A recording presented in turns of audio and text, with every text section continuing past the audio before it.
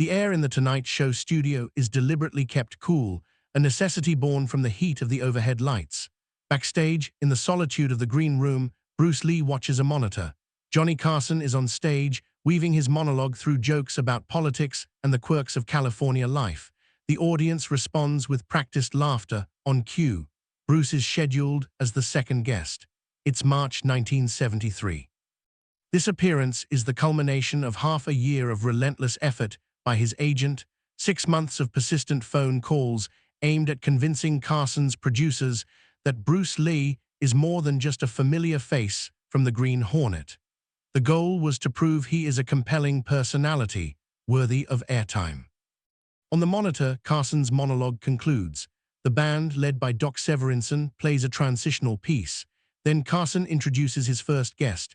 My first guest tonight is a man who truly needs no introduction, the heavyweight champion of the world, the greatest boxer alive, some say the greatest athlete alive. Please welcome Muhammad Ali. The curtain rises and Ali strides through. The studio erupts in a standing ovation. He is at the zenith of his fame, the most recognized athlete on the planet, resplendent in a dark, perfectly fitted suit. His movements command the stage, for in many ways it is his domain. Ali shakes Carson's hand, settles into the guest chair, and immediately the performance begins. This is Ali's essence, not merely a boxer, but a consummate entertainer, a formidable personality, a force of nature. For a full 15 minutes, he captivates, regaling the audience with stories of his training and his fights, performing his famous shuffle and making predictions about future opponents. Carson laughs, and the audience is spellbound. This is Muhammad Ali at his most confident, witty, and magnetic. From his position backstage, Bruce observes, he has never met Ali in person. He knows him only through television, as everyone does. A part of him feels anticipation, while another part acknowledges a sense of nervousness. Ali has that impact on people. A production assistant, a young woman with a headset around her neck, appears at the door. Mr. Lee, you're on right after this commercial break. When Eid announces you, walk through the curtain. Shake Johnny's hand and take the seat next to Mr. Ali. Bruce confirms his understanding. She departs. He rises, adjusts his simple attire, dark trousers, a button-up shirt, nothing ostentatious, which is consistent with his personal style. During the 3-minute commercial break, Bruce waits behind the curtain. He can overhear Carson and Ali chatting casually, laughing about something related to golf. The stage manager initiates the countdown. Back in 5, 4, 3, they are live again. Carson addresses the camera. My next guest is a martial arts expert and actor. You might remember him as Kato on the Green Hornet. He has a new film, Enter the Dragon, coming soon. Please welcome Bruce Lee. The band plays, the curtain parts, and Bruce walks on stage. The applause is polite, but it lacks the fervor that greeted Ali. Bruce is recognized, but not yet a household name. That will change in a few months with the release of his film. But for now, to much of the American audience, he is simply the Chinese actor who performed kung fu on a television show. Bruce approaches Carson's desk. Carson rises, extends a hand, and offers a welcoming smile. Bruce returns the firm, professional handshake. Carson gestures to the seating area. Have a seat, Bruce. Bruce turns toward the chairs arranged at an angle. Ali occupies the first, more prominent seat, closer to Carson. Bruce will take the second, less significant position. As he approaches, Bruce instinctively extends his hand toward Ali, a natural, automatic gesture of common courtesy. Ali looks at the proffered hand but does not move to accept it. His arms remain crossed. His gaze seems to look through Bruce or past him. The audience senses the shift. An uncomfortable energy fills the room. Why is Ali refusing to shake his hand? Bruce's hand hovers in the air for a moment, 2, maybe 3 seconds, an awkward duration that feels like an eternity. He then lowers it, his expression remaining neutral, though his jaw tightens almost imperceptibly.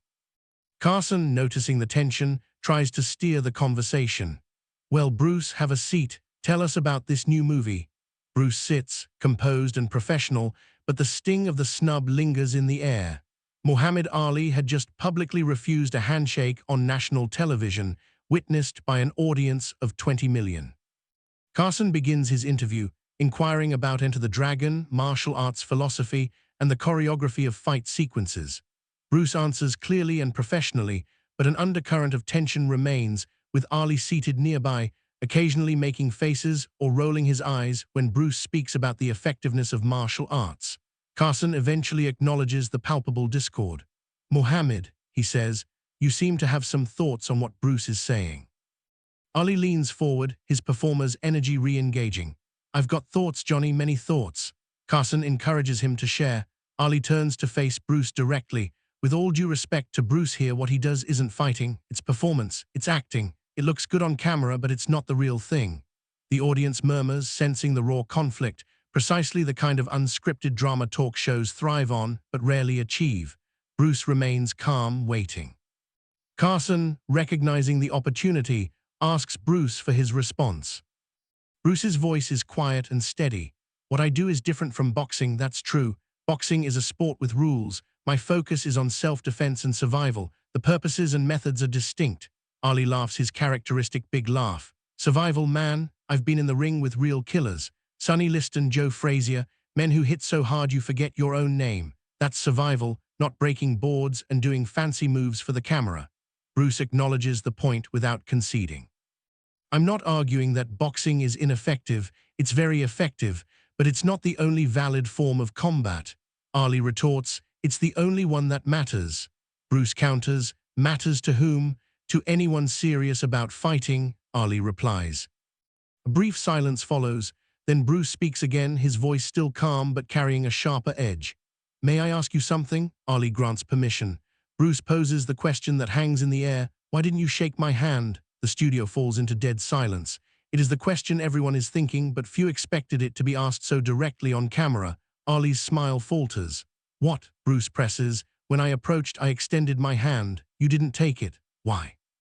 Carson shifts, visibly uncomfortable. "This is not planned. This is unpredictable, raw, and dangerous television." Ali quickly resumes his performative stance. "I shake hands with fighters, with champions, with people who have proven themselves in real combat, not with movie stars who pretend to fight." The audience gasps, punctuated by nervous laughter. The comment is brutal. Bruce nods slowly, processing. Then he does the unexpected, he smiles slightly. "You know what that tells me?" he asks. "What?" Ali responds. "That you're scared." The studio freezes. Muhammad Ali, the heavyweight champion of the world, has just been called scared on national television. Ali's expression shifts, the performance vanishes, revealing genuine anger. "What did you just say?" Bruce repeats, "I said you're scared, not of me, of what I represent." Ali insists, "I'm not scared of anything." Bruce challenges, "Then why refuse the handshake? Why go out of your way to disrespect me? Why use your segment to dismiss what I do? That's not confidence, that's fear." Carson leans back, letting the moment unfold, dangerous but incredible television. Ali's voice rises. "You think I'm scared of kung fu, of movie fighting?" Bruce replies, "No, I think you're scared of the possibility that fighting is bigger than boxing, that your definition might be incomplete, that somewhere there's a form of combat you haven't mastered. And if you haven't mastered it, perhaps you're not the greatest fighter, just the greatest boxer." The silence stretches for an agonizing 5 to 10 seconds. Ali finally speaks, "I'm the heavyweight champion. I've beaten every man who stood before me. I'm not scared of some little Chinese guy doing movie fights." Bruce calmly retorts, "Then shake my hand. Stand up, walk over, and shake my hand. Prove you're not scared. Prove this isn't about ego and insecurity. Just shake my hand like a normal person." Ali stares at him. The challenge is clear and public. Carson tries to intervene, but Ali cuts him off. "This little man wants to challenge me on my segment," Bruce clarifies. "I'm not challenging you to a fight. I'm challenging you to basic human decency, the same courtesy you'd show anyone else." "Why is that so hard?" Ali replies. "Because you haven't earned it." Bruce questions, "Earned it how? By winning titles? By beating people for money? That's your measure of worth." Ali asserts, "Violence and victory are the measures that matter." Bruce counters, "That's the measure you understand. There are others. Discipline, teaching, improving lives, helping students defend themselves. Those things matter too, maybe more than titles." Ali stands, towering over Bruce. The camera captures the stark physical contrast. Ali, 6'3", outweighing Bruce by some 70 pounds. "You want me to shake your hand?" he asks, extending his hand in an aggressive, mocking gesture. Bruce rises, looks at the hand, then at Ali's face, and does not take it. "Not like that," he says. Ali is taken aback. Bruce explains, not as a power move, not as a dominance game. If you want to shake my hand, do it with respect for me and for what I do, even if you disagree. Respect costs nothing. The studio remains frozen, awaiting Ali's response. His hand stays extended, but something in his demeanor shifts. The anger and performance fade, replaced by something like confusion or perhaps recognition. He lowers his hand, steps back, and looks at Bruce differently. "You got a lot of nerve," Ali says, his voice now quieter. Bruce replies, "I have enough. Standing up to me like this on TV, you know I could destroy you in a boxing ring." Bruce agrees, "Absolutely, but this isn't a ring, it's a conversation. In conversations, size doesn't matter, truth does. You refused my handshake because you saw me as lesser. That's not strength, that's insecurity. Calling it out isn't nerve, it's honesty." Ali is quiet for a long moment.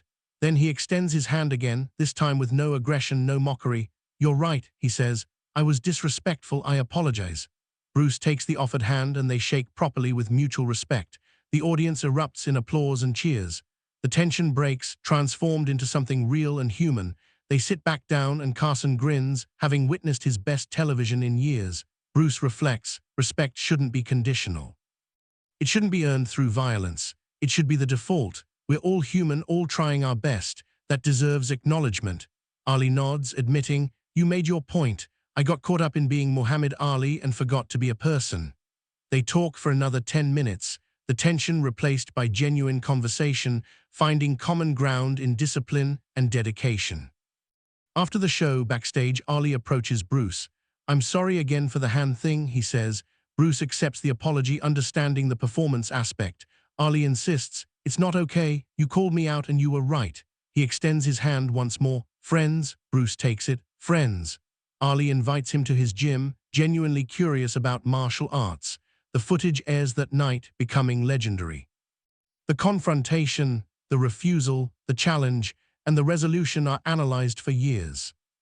Years later, after Bruce's untimely death, reporters ask Ali about that night. He reflects, "Bruce Lee taught me that respect isn't about size, fame, or titles. It's about recognizing humanity. I was disrespectful, acting superior, and he called me on it. That took real courage." Asked if he regrets it, Ali says, "I regret it, but I'm glad it happened. We became friends, trained together. That wouldn't have happened without the confrontation." Sometimes conflict is the path to connection. The story endures, not for the violence, but for the truth spoken in a frozen studio. Bruce Lee stood his ground, demanded dignity, and earned respect. Ali, to his lasting credit, listened, apologized, and grew. It was a handshake born from confrontation that became the real legacy.